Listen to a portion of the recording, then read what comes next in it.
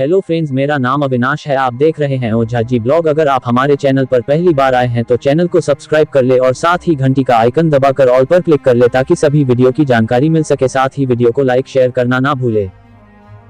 कुछ सालों पहले की बात है। एक गुरु और शिष्य कहीं से गुजर रहे थे। चलते चलते वो एक खेत के पास पहुंचे। उन दोनों को प्यास लगी थी तो वो खेत के बीचों बीच बने एक टूटे फूटे घर के सामने पहुंच गए और वहां जाकर उन्होंने दरवाजे को लगता था कि उसका मालिक उस पर जरा सा भी ध्यान नहीं दे रहा है। जैसे ही दरवाजा खुला, अंदर से एक व्यक्ति निकला। उसके साथ उसकी पत्नी भी निकली और 3 बच्चे भी उनके साथ थे। सभी फटे पुराने कपड़े पहने हुए थे। गुरु ने बहुत ही विनम्र आवाज में पूछा, क्या हमें पानी मिल सकता है? आदमी ने गुरु और शिष्य को पानी दिया और पानी पीते पीते गुरुजी बोले, मैं देख रहा हूँ कि आपका खेत इतना बड़ा है पर इसमें कोई फसल नहीं बोई गई है। आखिर आप लोग अपना गुजारा कैसे चलाते हैं? आदमी गुरु से बोला, गुरुजी हमारे पास एक भैंस है, वो काफी दूध देती है। दूध बेचकर कुछ पैसे मिल जाते हैं और बचे हुए दूध का हम सेवन करते हैं और हमारा गुजारा ऐसे ही चलता रहता है। शाम होने आई थी और काफी देर भी हो गई थी। गुरु और शिष्य ने सोचा कि आज की रात हम यहीं पर गुजारा करेंगे। उन्होंने उस आदमी से अनुमति ली और वो वहीं पर रुक गए। आधी रात हो चुकी थी। गुरु ने अपने शिष्य को उठाया और एकदम धीमे से उसके कानों में बोला, चलो हमें अभी यहाँ से निकलना है और चलने से पहले इस आदमी का जो भैंस है उसे हमें ले जाकर कहीं जंगल में छोड़ देना है।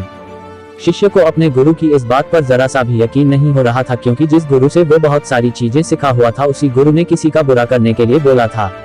फिर भी वो उसके गुरु थे, इसलिए वो गुरु की बात को मना नहीं करता था। आखिर में गुरु और शिष्य जंगल की ओर निकल पड़े और भैंस को ऐसी जगह पर छोड़ दिया जहाँ से वापस आना मुश्किल था।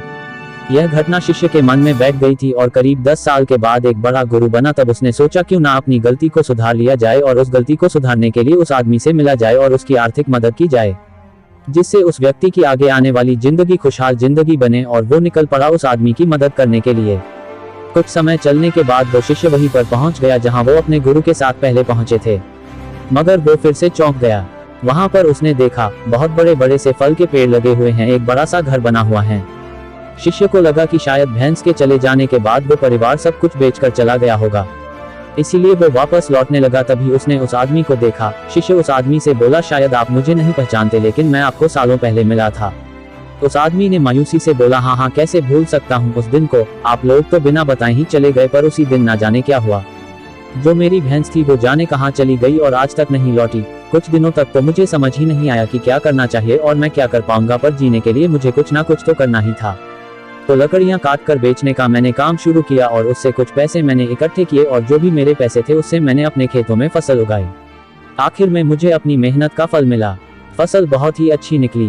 बेचने पर जो पैसे मिले उससे मैंने फलों के बगीचे लगवा दिए। ये काम बहुत ही अच्छा चल पड़ा और इस समय आसपास के 1000 गाँव में सबसे बड़ा फल का व्यापारी मैं हूँ। सचमुच ये सब कुछ ना होता अगर वो भैंस नहीं चली गई होती, क्योंकि उसी के कारण मैं लाचार था और उसी के कारण मैं और कोई काम नहीं करना चाहता था। उसके जाने से मैंने नए रास्ते निकाले जिससे मैं पैसे कमा सकता था और आज मैं एक बहुत ही बड़ा व्यापारी बन चुका हूँ। शिष्य बोले, लेकिन ये काम तो आप पहले भी कर सकते थे।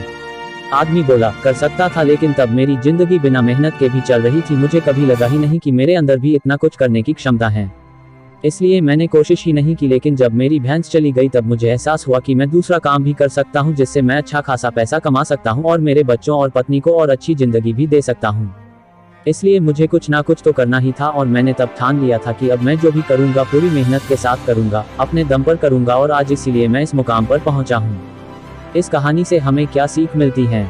आप भी सोचिए, कहीं आपकी जिंदगी में भी कोई ऐसी भैंस तो नहीं है जो आपको एक बेहतर जिंदगी जीने से रोक रही है? उस भैंस ने कहीं आपको बांध कर तो नहीं रखा है? अगर आपको लगे कि ऐसा है तो आगे बढ़िए, हिम्मत करिए और अपनी रस्सी को काटिए, आजाद हो जाइए।